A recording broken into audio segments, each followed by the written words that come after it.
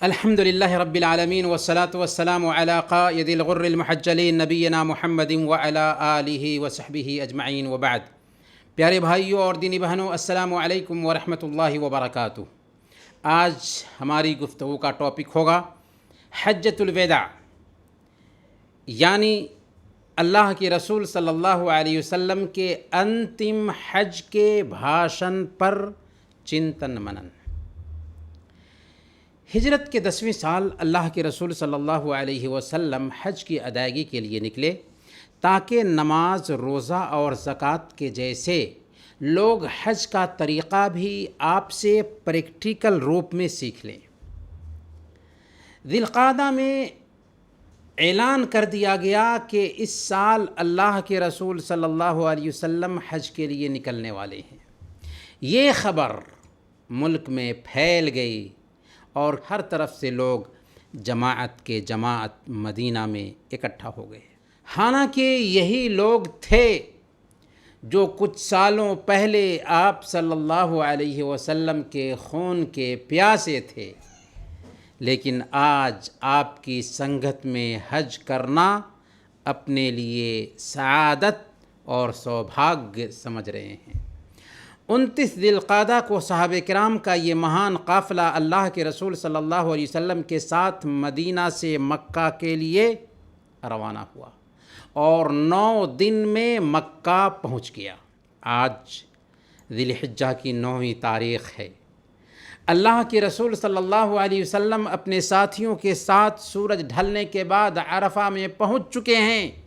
یہاں آپ نے 1,40,000 ایمان والوں کی جماعت میں اپنی اونٹنی پر سوار ہو کر ایک خطبہ دیا، جسے خطبہ حجۃ الوداع کے نام سے ہم جانتے ہیں۔ پیارے بھائیوں اور دینی بہنوں، ہر انسان کی اچھا ہوتی ہے، خواہش ہوتی ہے کہ وہ اپنی زندگی میں اپنی محنت کا پھل دیکھے۔ اللہ کے رسول صلی اللہ علیہ وسلم نے اپنی 23 سال میں جو محنت کی تھی، آخری حج کے موقع پر 1,40,000 کی تعداد اصل میں آپ کی محنت کا پھل تھی۔ پھل ان چمکتے چہروں کو دیکھ کر آپ کا دل کھل رہا تھا۔ اور پھر یہ حج بھی آخری حج تھا۔ صحابہ کی اتنی بڑی تعداد کا اکٹھا ہونا بھی آپ کی زندگی کے لیے آخری بار تھا، جس کا آپ کو احساس بھی ہو چکا تھا کہ آپ کی موت اب قریب ہے۔ اس لیے آپ نے اس موقع پر 3 خطبہ دیا اور تینوں کا ٹاپک تقریباً ایک ہی تھا کہ آپ نے اپنی امت کو فتح اور طاقت پانے کے بعد ایک پیغام دیا تھا، میسیج دیا تھا، سندیش دیا تھا۔ حجۃ الوداع کا خطبہ اسلام کے ویکتیگت اور ساموہک نیتکتا اور اسلامی شریعت کے سسٹم کا ایک ویاپک سنویدھان ہے۔ آپ صلی اللہ علیہ وسلم کے 23 ورشیہ سنگھرش کا سارانش اور اسلامی شکچھاؤں کا سار ہے۔ اگر کوئی آدمی اسلام کا پریچے پراپت کرنا چاہتا ہے تو اس کے لیے اس بھاشن کا ادھین کافی ہے۔ اگر کوئی آدمی اسلام کی ویاکھیا چاہتا ہے تو یہ بھاشن اس کے لیے مارگ درشک ہے، اور سب سے بڑھ کر یہ بھاشن مانو ادھیکار کا ویشوک سنویدھان ہے۔ آج پشچم کا دعویٰ ہے کہ وہی مانو ادھیکار کے واستوک واہک ہیں۔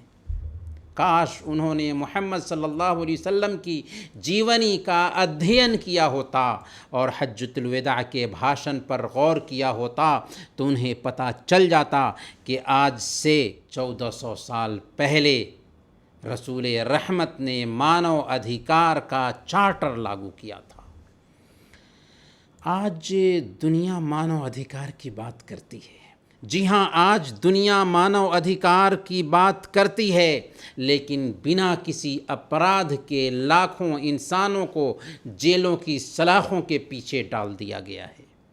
خون کی ندیاں بہائی جا رہی ہیں، مہیلائیں ودھوا ہو رہی ہیں، بچے اناتھ ہو رہے ہیں، لاکھوں کی سنکھیا میں لوگ بھوک سے مر رہے ہیں، مہیلاؤں کے ادھیکار کی بات کی جاتی ہے، حالانکہ ادھیکار کے نام پر مہیلاؤں کو ننگا کر دیا گیا ہے اور منٹوں منٹوں میں ان کے ساتھ چھیڑخانی ہوتی ہے، بلاತ್کار ہو رہا ہے۔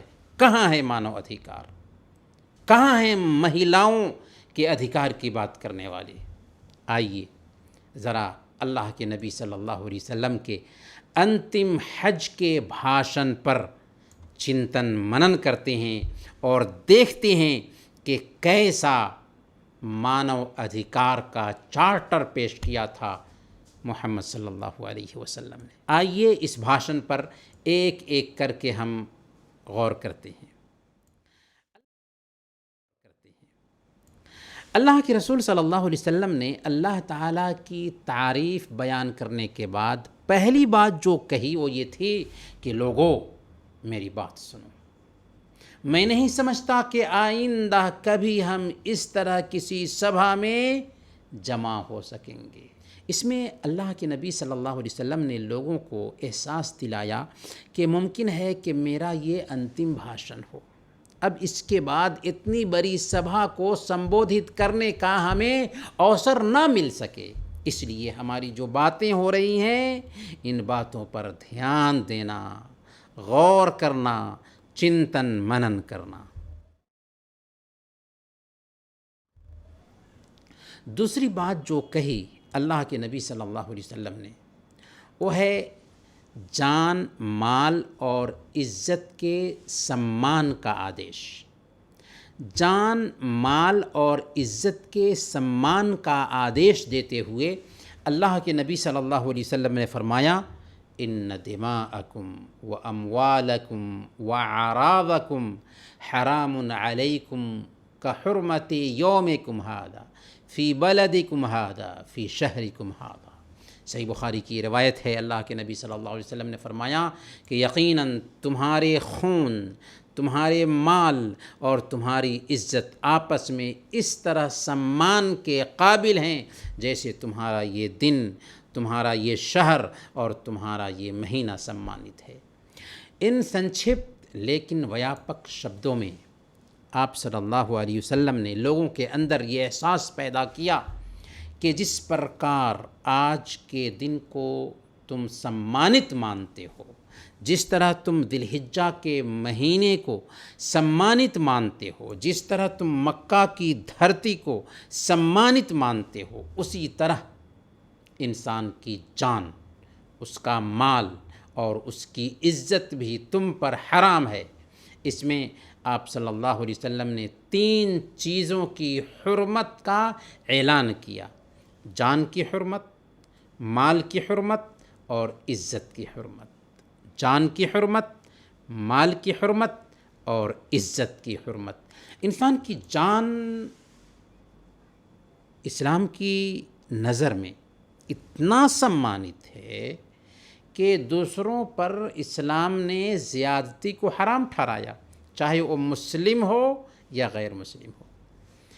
اسلام نے ایک انسان کے اکارن ہتیا کو ساری انسانیت کی ہتیا سدھ کی ہے، اور اس میں مسلم اور غیر مسلم کے بیچ کوئی انتر نہیں کیا۔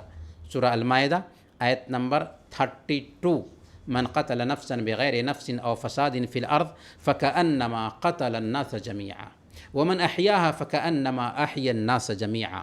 جو کوئی کسی انسان کو جب کہ اس نے کسی کی جان نہ لی ہو یا زمین میں فساد نہ مچایا ہو قتل کرے تو مانو کہ اس نے تمام انسانوں کو قتل کر ڈالا، اور جو کوئی کسی ایک انسان کو ناحق قتل ہونے سے بچائے تو گویا اس نے تمام انسانوں کی جان بچائی۔ یہ ہے اسلام کا آدیش۔ اور صحیح بخاری کی روایت ہے، اللہ کے رسول صلی اللہ علیہ وسلم نے ارشاد فرمایا من قتل موحدا لم یرح رائحۃ الجنۃ یوم القیامہ۔ جو کوئی اسلامی حکومت میں رہنے والے کسی غیر مسلم کو قتل کر دیتا ہے جس کے ساتھ ایگریمنٹ ہے، وہ جنت کی کل قیامت کے دن خوشبو بھی نہ پائے گا، حالانکہ اس کی خوشبو 40 سال کی مسافت سے آ رہی ہوگی۔ انسانی جان کی یہ اہمیت ہے اسلام کی نظر میں۔ اور اگر کسی نے کسی کو ناحق قتل کر دیا تو قاتل کے لیے یہ سزا نردھارت کی کہ اس کے بدلے قاتل کو قتل کر دیا جائے، تاکہ سماج میں ایسے تتو کو بڑھنے اور پنپنے کا موقع ہی نہ ملے۔ اگر قاتل کو مقتول کے بدلے قتل کر دیا جائے تو ہزاروں انسانوں کو ڈر لاحق ہوگا اور کوئی بھی کسی کے قتل کا ساہس نہ کر سکے گا۔ سورہ البقرہ آیت نمبر 179۔ وَلَكُمْ فِي الْقِصَاصِ حَيَاةٌ يَا أُولِي الْأَلْبَابِ، اے بدھی رکھنے والو، اے عقل رکھنے والو، تمہارے لیے قصاص میں زندگی ہے۔ اور آتم ہتیا کی بہت سخت وعید بیان کی جان کی سرکشا کے لیے، اور اسلام نے جان کے سمان کی خاطر ہی ایسی ان تمام چیزوں کو حرام ٹھہرایا، ناجائز ٹھہرایا جو انسانی جان کی ہلاکت اور بربادی کا سبب بنتی ہیں، جیسے شراب اور دوسرے نشیلی پدارتھ کا سیون کرنا۔ جان کی ہی طرح اسلام کی نظر میں مال بھی بہت سمانت ہے۔ چنانچہ اسلام نے مال کمانے پر ابھارا اور اس کی سرکشا کا آدیش دیا، یہاں تک کہ اگر کوئی آدمی اس کی سرکشا کرتے ہوئے قتل کر دیا جائے تو اسے شہادت کا درجہ دیا ہے۔ سنن ترمذی کی روایت ہے، اللہ کے نبی صلی اللہ علیہ وسلم نے فرمایا، من قتل دون مالہ فہو شہید، جو آدمی اپنے مال کی حفاظت کرتے ہوئے قتل کر دیا جائے وہ شہید کا درجہ رکھتا ہے۔ اسی طرح اسلام نے مال کمانے کے ان سارے راستوں کو بند کر دیا جن سے کسی کا حق مارا جاتا ہو، چنانچہ چوری، ڈکیتی، رشوت اور بیاج آدی کے ذریعہ مال حاصل کرنے سے منع کیا اور اس کی سخت وعیدیں بھی بیان کی۔ عزت کی حرمت پر بھی اسلام نے خاص دھیان دیا۔ سہواس کو نہ بے لگام کیا کہ انسان جانور بن جائے، اور نہ ہی اس کا دروازہ بند کیا کہ ایک انسان سنیاسی بن کر جنگل میں جا کر کے تپسیا کرنے لگ جائے، بلکہ وواہ کے پوتر رشتے سے اسے جوڑ دیا۔ وہ بھی چار جس سے عزت برباد ہوتی ہے، اسلام نے نہ صرف اس پر روک لگایا بلکہ سب سے پہلے دل میں اللہ کی نگرانی کا احساس پیدا کیا کہ کوئی دیکھے نہ دیکھے اللہ تجھے دیکھ رہا ہے، اس کے فرشتے تمہاری ایک ایک حرکت کو ریکارڈ کر رہے ہیں، اور تمہارے شریر کے ایک ایک انگ کل قیامت کے دن اللہ کے پاس تیرے خلاف گواہی دیں گے، اور یہ دھرتی بھی جہاں چھپ کر اللہ کی اوگیا کی تھی وہ بھی تیرے خلاف ہو جانے والی ہے۔ یہ احساس پیدا ہونے کے بعد ایک انسان سوئم کو سدھار لیتا ہے، لیکن اسلام نے اسی پر بس نہیں کیا بلکہ زنا کے مادھیم پر بھی روک لگا دی، اور ایسے احتیاطی نیم دیے کہ زنا تک پہنچنے کی نوبت ہی نہ آئے۔ جیسے عورت کو پردہ کرنے کا حکم دیا، مرد اور عورت دونوں کو اپنی نظریں نیچے رکھنے کی تاکید کی، لیکن چونکہ سماج میں بیمار سوبھاؤ کے لوگ پائے ہی جاتے ہیں جن کے لیے ماتر اپدیش کبھی کبھی کافی نہیں ہوتا، ایسے بیمار سوبھاؤ کے لوگوں کے لیے سخت سے سخت سزا کی بھی ضرورت تھی کہ اگر دونوں شادی شدہ ہیں اور زنا کر لیتے ہیں تو دونوں کو رجم کر دیا جائے، ارتھات پتھر سے مار مار کر ختم کر دیا جائے، اور اگر غیر شادی شدہ تھے اور انہوں نے زنا کیا تو ان کو 100 کوڑے مارے جائیں اور 1 سال کے لیے ملک سے نکال دیا جائے۔ اور اگر کسی نے کسی پاک دامن مرد یا عورت پر زنا کا آروپ لگایا اور 4 گواہ پیش نہ کر سکا تو عزت کے سمان کے لیے اسلام نے آدیش دیا کہ آروپ لگانے والے سب کو 80 کوڑے مارے جائیں گے۔ अंतिम हज के भाषण में आप सल्लल्लाहु अलैहि वसल्लम ने तीसरी बात जो कही उसका संबंध जातिवाद और रंग और नस्ल के आधार पर भेदभाव को ख़त्म करने से था। चुनांचे आप सल्लल्लाहु अलैहि वसल्लम ने रंग और नस्ल के अंतर को मिटाते हुए फरमाया, या अय्युहन्नास इन्न रब्बकुम वाहिदुन व इन्न अबाकुम वाहिदुन अला ला फज़्ल लिअरबिय्यिन अला अजमिय्यिन वला लिअजमिय्यिन अला अरबिय्यिन वला लिअहमर अला अस्वद वला लिअस्वद अला अहमर इल्ला बित्तक़वा। ऐ लोगो, तुम्हारा रब एक है और तुम्हारा बाप आदम भी एक है। सुन लो कि किसी अरबी को किसी अजमी पर कोई प्राथमिकता हासिल नहीं और न किसी अजमी को किसी अरबी पर कोई तरजीह हासिल है। न काला गोरे से बेहतर है और न ही गोरा काले से बेहतर है। हाँ, बुज़ुर्गी और फ़जीलत का कोई मेयार हो सकता है तो वो तक़वा है, अल्लाह का डर है। इंसान सारे के सारे आदम की औलाद हैं, आदम की संतान हैं और आदम की हकीकत इसके अलावा और कुछ नहीं कि वो मिट्टी से पैदा किए गए। अब तुम दूसरों पर अपनी प्रधानता साबित करने की कोशिश क्यों करते हो? अब प्राथमिकता के सारे दावे मेरे पैरों तले कुचल दिए गए। इस्लाम ने इस तस्वुर को इस कदर मिटाया कि वो अरब जो जातिवाद पर जीते थे, हर कबीला दूसरे कबीला पर अपनी प्रधानता साबित करने में लगा रहता था, इस्लाम कबूल करने के बाद सब के सब भाई भाई बन गए, शीरो शकर बन गए।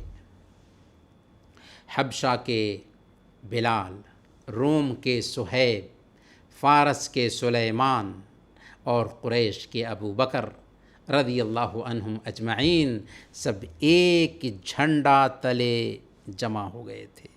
ज़ाहिर है कि दुनिया के सारे इंसान जब आदम ही की संतान हैं तो उनके बीच भेदभाव क्यों कर? जातिवाद की बात कहाँ से आएगी? अंतिम हज के भाषण में अल्लाह के रसूल सल्लल्लाहु अलैहि वसल्लम ने चौथी बात जो कही उसका संबंध अज्ञानता काल के रीति रिवाज का खंडन था। चुनांचे अल्लाह के नबी सल्लल्लाहु अलैहि वसल्लम ने अज्ञानता काल के रीति रिवाज का खंडन करते हुए फरमाया, अला कुल्लु शैइन मिन अम्रिल जाहिलियत तहत क़दमय मौदूअन। अज्ञानता काल का सब कुछ मैंने अपने पैरों से रोंद दिया, उनकी कोई अहमियत नहीं है हमारी नज़र में। अज्ञानता काल के खून के सारे बदले अब ख़त्म हो चुके हैं। पहला बदला जिसे मैं ख़त्म करता हूँ मेरे अपने परिवार का है। रबिया बिन हारिस के दूध पीते बेटे का खून जिसे बनु हुदैल ने मारा था और जिसका अब तक फ़ैसला होना बाकी था, अब मैं उसे माफ़ करता हूँ। उसी तरह सूदी कारोबार का खंडन करते हुए अल्लाह के नबी सल्लल्लाहु अलैहि वसल्लम ने फरमाया कि अज्ञानता काल का ब्याज सूद अब कोई हकीकत नहीं रखता, कोई अहमियत नहीं रखता। पहला सूद जिसे मैं ख़त्म करता हूँ अब्बास बिन अब्दुल मुत्तलिब के परिवार का सूद है। अब ये प्रतिबंध हो गया, ये आपके चचा थे। ज़रा गौर कीजिए, अल्लाह के रसूल सल्लल्लाहु अलैहि वसल्लम ने अपने इस भाषण में अज्ञानता काल की दो प्रथाओं का चर्चा किया, ब्याज और खून का बदला, और कहा कि जो कुछ हुआ सो हुआ, अब उसको भूल जाओ। लेकिन आपने कानून बनाने पर ही इक्तफ़ा नहीं किया, बल्कि आपका न्याय देखें, आपका इंसाफ देखें कि अपने परिवार पर सबसे पहले उस कानून को लागू भी किया। अपने ख़ानदान के खून बहा को माफ़ किया, अपने चचा के सूद पर पाबंदी लगाई। आज के बादशाह और कानून बनाने वाले भी जब कानून बनाते हैं तो उनकी कोशिश क्या होती है? ان کی کوشش ہوتی ہے کہ اس سے سب سے پہلے اپنے رشتہ داروں کو اور جان پہچان کے لوگوں کو مکت کیا جائے، لیکن ذرا نبی رحمت کے نیائے پر غور کیجیے، ان کے انصاف پہ دھیان دیجیے کہ جب آپ قانون بناتے ہیں تو سب سے پہلے اسے اپنے ہی پریوار کے لوگوں پر فٹ کرتے ہیں، لاگو کرتے ہیں۔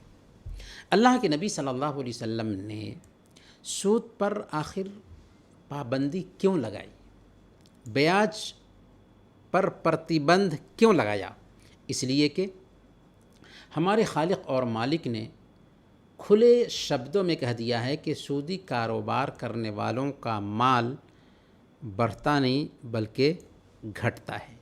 یمحق اللہ الربا ویربی الصدقات، اللہ سود کو مٹاتا ہے اور دان کو بڑھاتا ہے۔ اللہ اور اس کے رسول سے سود خور جنگ کا اعلان کرتا ہے۔ فَإِن لَّمْ تَفْعَلُوا فَأْذَنُوا بِحَرْبٍ مِّنَ اللَّهِ وَرَسُولِهِ، اگر تم سودی کاروبار سے نہیں رکتے تو اللہ اور اس کے رسول کی اور سے تمہارے خلاف جنگ کی گھوشنا ہے۔ بیاج کا 1 درہم کھانا مانو اپنی ماں سے ویبھچار کرنے کے سامان ہے۔ مستدرک حاکم کی روایت ہے، اللہ کے رسول صلی اللہ علیہ وسلم نے ارشاد فرمایا، الربا 73 بابا ایسرها مثل ان ينكح الرجل امہ، سود کے 73 درجے ہیں اور ان میں سب سے آسان درجہ یہ ہے کہ ایک آدمی گویا کہ اپنی ماں کے ساتھ ویبھچار کرے۔ اور مسند احمد کی ایک روایت ہے، اللہ کے نبی صلی اللہ علیہ وسلم نے فرمایا، درہم و ربا یأکلہ الرجل وهو يعلم اشد عند اللہ من 36 زنیہ، سود کا 1 درہم جانتے بوجھتے کھانا اللہ کی نظر میں 36 مرتبہ زنا کرنے سے بھی بدتر ہے۔ اس سے آپ اندازہ لگا سکتے ہیں کہ بیاج لینے اور دینے والا شریعت کی نظر میں کتنا بڑا مجرم ہے، اور بیاج کا معاملہ چاہے کسی ساہوکار کے ساتھ ہو یا سودی بینکوں سے ہو، حکم برابر ہے، حرام ہے، ناجائز ہے۔ انتم حج کے بھاشن میں اللہ کے نبی صلی اللہ علیہ وسلم نے 5ویں بات جو کہی اس کا سمبند ساماجک جیون کی استھرتا سے تھا۔ چنانچہ اللہ کے رسول صلی اللہ علیہ وسلم نے ساماجک اور ویواہک جیون میں استھرتا کی طرف دھیان دلاتے ہوئے لوگوں کو خطاب کیا اور فرمایا، اتقوا اللہ فی النساء فإنکم اخذتموہن بأمان اللہ، دیکھو عورتوں کے سمبند میں اللہ کا ڈر رکھنا، کیونکہ تم نے انہیں اللہ کی سرکشا کے ساتھ پراپت کیا ہے۔ وَاسْتَحْلَلْتُمْ فُرُوجَهُنَّ بِكَلِمَةِ اللَّهِ، اور تم نے اللہ کے کلمہ دوارا ان کی عزت کو اپنے لیے حلال کیا ہے۔ وَإِنَّ لَكُمْ عَلَيْهِنَّ أَلَّا يُؤْتِينَ فُرُشَكُمْ أَحَدًا تَكْرَهُونَهُ، اور مہیلاؤں پر بھی تمہارا یہ ادھیکار ہے کہ وہ اپنے پاس کسی ایسے آدمی کو نہ لائیں جسے تم ناپسند کرتے ہو۔ فَإِن فَعَلْنَ ذَلِكَ فَاضْرِبُوهُنَّ ضَرْبًا غَيْرَ مُبَرِّحٍ، وشواس گھات نہ کریں، کوئی اشلیلتا کا کام نہ کریں۔ اگر ایسا کرتی ہیں تو اللہ کی طرف سے تمہیں انومتی ہے کہ انہیں معمولی جسمانی سزا دو تاکہ وہ باز آ جائیں۔ وَلَهُنَّ عَلَيْكُمْ رِزْقُهُنَّ وَكِسْوَتُهُنَّ بِالْمَعْرُوفِ، اور سن لو کہ ان کا تم پر یہ حق ہے کہ تم انہیں بھلائی کے ساتھ کھلاؤ اور پہناؤ۔ مطلب یہ کہ محمد صلی اللہ علیہ وسلم نے عورتوں کے سمبند میں یہ بات بتائی کہ ان کے بارے میں اللہ سے ڈرنا اور ان کے ادھیکار ادا کرنا۔ ذرا غور کرو، وہ عورت تم پر حرام تھی، اللہ نے اسے تمہارے لیے جائز ٹھہرایا، تو اب ان کے ادھیکاروں کی ادائیگی ضروری ہے۔ ان کو وہی کھلاؤ جو تم کھاتے ہو، ان کو وہی پہناؤ جو تم پہنتے ہو، اور ان سے اچھا معاملہ کرو، اچھا ویوہار کرو۔ اللہ تعالیٰ نے فرمایا کہ ان کے ساتھ بھلے طریقے سے رہو سہو، وَعَاشِرُوهُنَّ بِالْمَعْرُوفِ فَإِن كَرِهْتُمُوهُنَّ فَعَسَىٰ أَن تَكْرَهُوا شَيْئًا وَيَجْعَلَ اللَّهُ فِيهِ خَيْرًا كَثِيرًا، کہ اگر وہ تمہیں پسند نہ ہو تو ممکن ہے کہ تم ایک چیز پسند نہ کرو، حالانکہ اللہ تعالیٰ نے اسی کے اندر بھلائی رکھی ہو۔ اور محمد صلی اللہ علیہ وسلم نے ان عورتوں کے بارے میں کیا فرمایا کہ لا یفرق مؤمن مؤمنۃ ان کرہ منہا خلقا رضی منہا آخر، کہ کوئی بھی مومن اپنی مومنہ بیوی کو ناپسند نہ کرے۔ اگر اس کی کوئی ایک چیز اس کو پسند نہیں ہے تو بہت ساری چیزیں ہیں جو اس کو پسند ہوں گی۔ جی ہاں، خوبیوں پر نظر رہنی چاہیے، خامیوں کو نظر انداز کرنا چاہیے۔ پھر اللہ کے نبی صلی اللہ علیہ وسلم نے مردوں کا حق عورتوں پر کیا ہے اسے بھی بیان کیا کہ تم اپنے گھر میں جسے داخل ہونے کو پسند نہیں کرتے ہو، تمہاری بیویوں کی بھی ذمہ داری بنتی ہے کہ اس چیز کو برتنے کی کوشش کریں اور ایسے مرد کو اپنے گھر میں داخل نہ ہونے دیں جسے تم پسند نہیں کرتے ہو۔ لیکن اس کا مطلب یہ بھی نہیں ہے کہ عورت کی گردن میں رسی ڈال دی جائے اور کسی سے ملنے جلنے پر بھی پابندی لگا دی جائے۔ رشتہ داروں سے ملنے جلنے کی اجازت ہونی چاہیے کیونکہ وہ ان کے رشتہ دار ہیں۔ ہاں، غیر مردوں کے گھر میں آنے پر ضرور پابندی ہونی چاہیے۔ جی ہاں، یہ ہے ویواہک جیون کی وہ اکائی جس سے سماج کا گٹھن ہوتا ہے۔ اگر یہاں مت بھید آ گیا تو جیون اجیرن بن جاتا ہے، ویواہک جیون خراب ہو جاتا ہے اور بچوں پر بھی اس کے بہت برے پربھاؤ پڑتے ہیں۔ چنانچہ اللہ کے نبی صلی اللہ علیہ وسلم نے پتی اور پتنی دونوں کے ادھیکار بیان کیے تاکہ ویواہک جیون سکھی جیون گزرے اور اس طریقے سے گھر جنت نظیر بنا رہے۔ انتم حج کے بھاشن میں اللہ کے نبی صلی اللہ علیہ وسلم نے جو چھٹی بات کہی اس کا سمبندھ امانت کی ادائیگی سے تھا۔ اللہ کے نبی صلی اللہ علیہ وسلم نے امانت کی اہمیت پر زور دیتے ہوئے فرمایا کہ انتم حج کے بھاشن میں اللہ کے نبی صلی اللہ علیہ وسلم نے چھٹی بات جو کہی اس کا سمبندھ امانت کی ادائیگی سے تھا۔ آپ صلی اللہ علیہ وسلم نے امانت کے مہتو پر زور دیتے ہوئے فرمایا فمن کان عندہ امانۃ فلیؤدیھا الی من ائتمن علیہا، اگر کسی کے پاس امانت رکھوائی جائے تو اس بات کا پابند ہے کہ امانت رکھوانے والے کو امانت پہنچا دے۔ امانت کیا ہے؟ امانت کا عمل دخل دین کی ساری چیزوں میں ہے۔ توحید امانت ہے، عبادات امانت ہیں، اخلاقیات امانت ہیں، سچائی، وفاداری، نیکی، بھائی چارگی، یہ سب امانت ہیں۔ ان کے اپوزٹ جھوٹ خیانت ہے، دھوکہ خیانت ہے، حسد، جلن اور تعلق کاٹنا یہ سب خیانت ہے۔ کاروباری معاملات امانت ہیں، ڈیوٹی امانت ہے، علم امانت ہے، شریر کے سارے انگ جو ایک انسان کے پاس ہیں وہ سب کے سب امانت ہیں۔ آنکھ امانت ہے، ہاتھ امانت ہے، پیر امانت ہے، زبان امانت ہے، عزت و آبرو امانت ہے، اولاد امانت ہے، دولت امانت ہے، راز اور بھید یہ سب امانت ہیں۔ کیا آپ نے سنا نہیں کہ ہجرت مدینہ کے موقع سے قریش کے جو شریر قسم کے لوگ تھے آپ صلی اللہ علیہ وسلم کی ہتیا کا ناپاک ارادہ کیے، آپ کے گھر کی گھیرا بندی کر چکے تھے اور سب کے سب تلواریں نیام سے باہر کیے اللہ کے نبی صلی اللہ علیہ وسلم کا انتظار کر رہے تھے، لیکن آپ کو ایسی گمبھیر استھتی میں بھی اگر کوئی فکر ستا رہی تھی تو اسی امانت کی، اسی امانت کے بارے میں آپ فکر مند تھے۔ اور امانت بھی کس کی تھی؟ دشمنوں کی تھی، جو آپ کے خون کے پیاسے بنے ہوئے تھے۔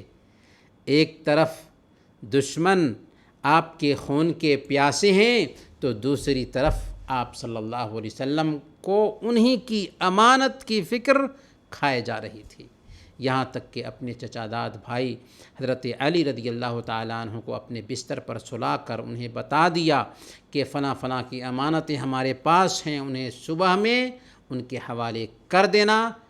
پھر آپ وہاں سے نکلتے ہیں۔ اللہ کے نبی صلی اللہ علیہ وسلم نے امانت کی اہمیت بتائی تاکہ لوگ اس کا خیال رکھیں اور زندگی کے ہر رویے میں خیانت سے بچیں۔ اس کے علاوہ بھی آپ صلی اللہ علیہ وسلم نے بہت ساری باتوں کی اس بھاشن میں نصیحت کی۔ چنانچہ آپ نے فرمایا، لوگوں، ہر مسلمان دوسرے مسلمان کا بھائی ہے اور سارے مسلمان آپس میں بھائی بھائی ہیں۔ اپنے داسوں کا خیال رکھو، ہاں اپنے داسوں کا خیال رکھو، انہیں وہی کھلاؤ جو تم کھاتے ہو، ویسا ہی پہناؤ جیسا تم پہنتے ہو۔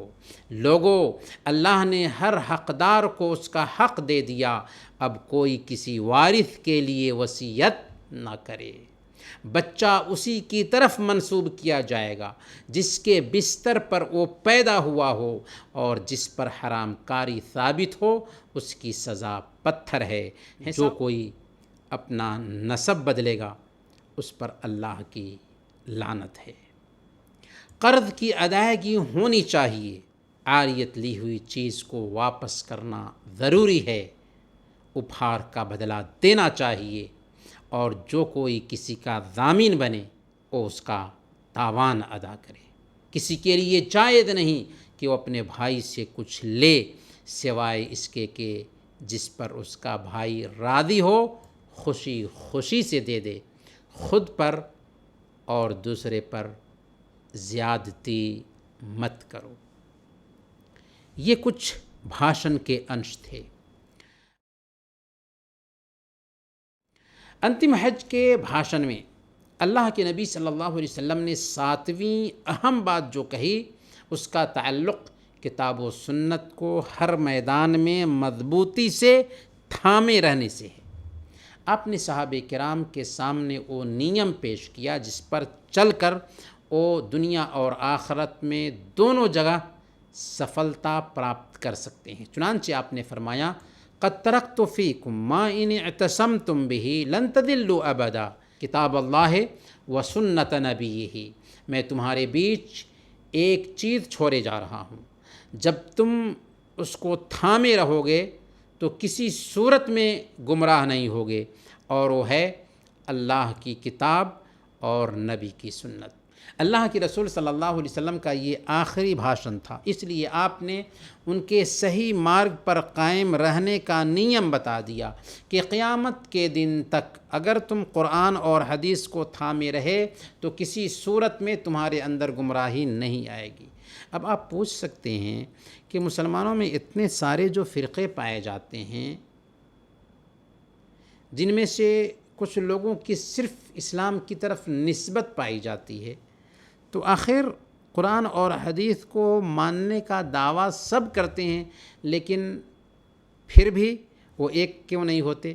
یہ بہت اہم نقطہ ہے جس پر دھیان دینے کی ضرورت ہے۔ تو یاد رکھیں کہ اس کا جواب آج سے 1450 سال پہلے قرآن کریم نے دے دیا تھا کہ صرف قرآن اور حدیث کو ماننے کا دعویٰ کرنا کافی نہیں، بلکہ اسے ویسے ہی سمجھنا ہوگا جیسے صحابہ نے سمجھا تھا۔ سورۃ البقرہ آیت نمبر 137، فَإِنْ آمَنُوا بِمِثْلِ مَا آمَنْتُمْ بِهِ فَقَدِ اهْتَدَوْا، اگر وہ ویسے ہی ایمان لائے جیسے تم ایمان لائے ہو تو ہدایت پر رہیں گے، وَإِن تَوَلَّوْا فَإِنَّمَا هُمْ فِي شِقَاقٍ، اور اگر وہ اس سے اعراض کریں گے، منہ موڑیں گے، تو وہ اختلاف میں پڑے رہیں گے۔ بات بالکل واضح ہے کہ اگر ہم جماعت بندی اور گروہ بندی کو ختم کرنا چاہتے ہیں تو ہمیں قرآن اور حدیث کو ویسے ہی سمجھنا ہوگا جیسے صحابہ نے سمجھا تھا۔ جی ہاں، معیار کامیابی کے لیے صحابہ کرام ہیں۔ اگر ہم نے اپنی سمجھ سے، اپنی رائے سے قرآن اور حدیث کو سمجھنے کی کوشش کی تو ہمارے اندر ایکتا نہیں آ سکتی۔ آج قرآن سرکشت ہے، اللہ کے نبی صلی اللہ علیہ وسلم کی پرمانت احادیث سرکشت ہیں۔ ان دونوں کو صحابہ کرام نے جیسے سمجھا تھا ویسے ہی سمجھنا ہوگا۔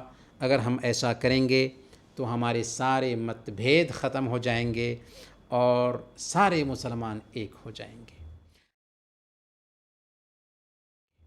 अंतिम हज के भाषण में अल्लाह के नबी सल्लल्लाहु अलैहि वसल्लम ने 8वीं बात जो कही उसका संबंध शैतान के बहकावे से सावधान करना था। चुनांचे आप सल्लल्लाहु अलैहि वसल्लम ने फरमाया, शैतान को अब इस बात की कोई उम्मीद नहीं रह गई है कि अब उसकी इस शहर में पूजा की जाएगी, लेकिन संभव है कि ऐसे कामों में जिन्हें तुम बहुत कम अहमियत देते हो उसकी बात मान ली जाए, और वो इसी पर संतुष्ट भी है, इसलिए तुम उससे अपने दीन और ईमान की सुरक्षा करना। किससे? शैतान से।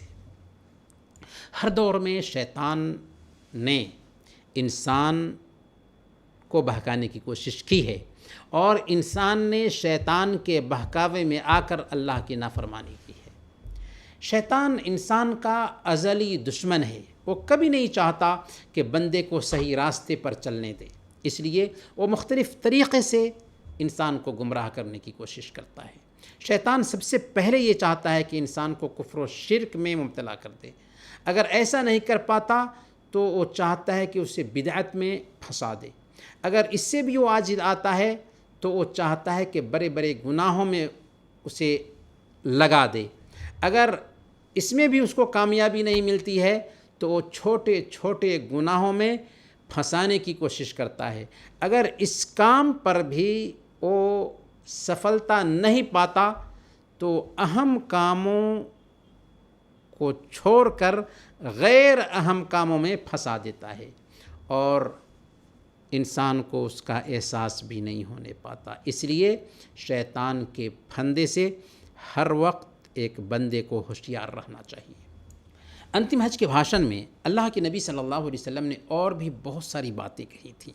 आपने फरमाया था, और हाँ देखो, दीनी कामों में गुलू से बचना, यानी अतिशयोक्ति करने से बचना, कि तुमसे पहले के लोग इन्हीं बातों की वजह से हिलाक कर दिए गए। उसी तरह आप सल्लल्लाहु अलैहि वसल्लम ने फरमाया, लोगों अपने रब की इबादत करो, 5 वक्त की नमाज अदा करो, महीने भर के रोज़े रखो, अपने मालों की खुश दिली के साथ ज़कात देते रहो और अपने रब के घर का हज करो और अपने अमीर का अनुसरण करो तो अपने रब की जन्नत में दाखिल हो जाओगे। आप सल्लल्लाहु अलैहि वसल्लम ने यह भी फरमाया कि अब अपराधी खुद ही अपने अपराध का जिम्मेदार होगा और अब न बाप के बदले बेटा पकड़ा जाएगा और न बेटे का बदला बाप से लिया जाएगा। सुनो, जो लोग यहाँ उपस्थित हैं उन्हें चाहिए कि ये आदेश, ये पैगाम, ये बातें उन लोगों को बता दें जो यहाँ नहीं हैं। हो सकता है कि कोई गैर मौजूद तुमसे ज़्यादा समझने और याद रखने वाला हो। अल्लाह के नबी सल्लल्लाहु अलैहि वसल्लम ने भाषण के अंत में फरमाया, व अंतुम तुसअलून अन्नी फमादा अंतुम काइलून। लोगों, तुमसे मेरे बारे में पूछा जाने वाला है, बताओ तुम क्या जवाब दोगे। लोगों ने कहा, नशहदु अन्नका क़द बल्लग़त व अद्दैत व नसहत। हम इस बात की गवाही देंगे कि आपने अमानत यानी दीन पहुंचा दी और आपने रिसालत का हक़ अदा कर दिया और हमारे शुभ चिंतक बने रहे। ये सुनकर आप सल्लल्लाहु अलैहि वसल्लम ने अपनी शहादत की उंगली आसमान की तरफ उठाई और आसमान की तरफ इशारा करते हुए 3 मरतबा फरमाया, अल्लाहुम्मा अशहद, अल्लाहुम्मा अशहद, अल्लाहुम्मा अशहद। ए अल्लाह गवाह रहना, ए अल्लाह गवाह रहना, ए अल्लाह गवाह रहना। अल्लाह के रसूल सल्लल्लाहु अलैहि वसल्लम उंगली आसमान की तरफ उठाते हैं, इसमें इस बात का सबूत है, प्रमाण है, दलील है कि अल्लाह ताला 7 आसमान के ऊपर अर्श पर मुस्तवी है। न वो हर जगह है और न ही हमारे दिल में है जैसा कि कुछ लोग समझते हैं, बल्कि अल्लाह ताला अर्श पर है। कुरान करीम में अल्लाह ताला ने फरमाया, सुम्मा इस्तवा अलल अर्श, फिर वो अर्श पर कायम हुआ। ये जुमला कुरान करीम में 6 जगह पर आया है। सूरह आराफ आयत नंबर 54, सूरह अल हदीद आयत नंबर 4, सूरह अस-सजदा आयत नंबर 4, सूरह अल फुरक़ान आयत नंबर 59, सूरह अर्राद आयत नंबर 2, सूरह यूनुस आयत नंबर 3 और 7वीं जगह सूरह ताहा आयत नंबर 5 में अल्लाह ने फरमाया, अर्रहमान अलल अर्श इस्तवा। رحمان عرش پر مستوی ہے۔ اور صحیح مسلم کی روایت ہے، اللہ کے نبی صلی اللہ علیہ وسلم نے ایک لونڈی کے ایمان کی جانچ کرنے کے لیے اس سے پوچھا تھا، این اللہ، اللہ کہاں ہے؟ اس نے کہا کہ فی السماء، اللہ آسمان میں ہے، اللہ آسمان پر ہے۔ پھر پوچھا کہ میں کون ہوں؟ اس نے کہا کہ انت رسول اللہ، آپ اللہ کے رسول ہیں۔ اللہ کے نبی صلی اللہ علیہ وسلم نے فرمایا، اعتقھا فانھا مؤمنہ، اسے آزاد کر دو، یہ ایمان والی ہے۔ کسی عورت کے ایمان کی جانچ کر رہے ہیں تو پوچھتے ہیں کہ اللہ کہاں ہے؟ گویا اللہ ہر جگہ نہیں اور نہ ہی ہمارے دل میں ہے، بلکہ اللہ عرش پر ہے۔ ہاں، اس کا گیان ہر جگہ ہے، اس کا علم ہر جگہ ہے، یعنی عرش پر ہوتے ہوئے وہ ہر چیز پر نگاہ رکھے ہوا ہے۔ پیارے بھائیوں اور دینی بہنوں، یہ تھا اللہ کے رسول صلی اللہ علیہ وسلم کا انتم بھاشن، جس پر چنتن منن کرنے کا مقصد صرف یہ تھا کہ ہم اللہ کے نبی صلی اللہ علیہ وسلم کے انتم حج کے اس ساروجنک بھاشن کو جان سکیں، جس میں آپ صلی اللہ علیہ وسلم نے سب سے بڑی سنکھیا کو سمبودھت کیا تھا اور ایک وشویاپی شکچھا دی تھی، ایک عالمی تعلیم دی تھی، جس میں اسلام کا پریچے کرایا تھا اور ہیومن چارٹر پیش کیا تھا۔ انت میں ہم اللہ تعالیٰ سے دعا کرتے ہیں کہ وہ ہم سب کو پیارے نبی صلی اللہ علیہ وسلم کی وشویاپک شکچھاؤں کو اپنے ویوہارک جیون میں جگہ دینے کی توفیق عطا فرمائے۔ آمین یا رب العالمین۔ وصلی اللہم علی نبینا محمد وعلی آلہ وصحبہ اجمعین۔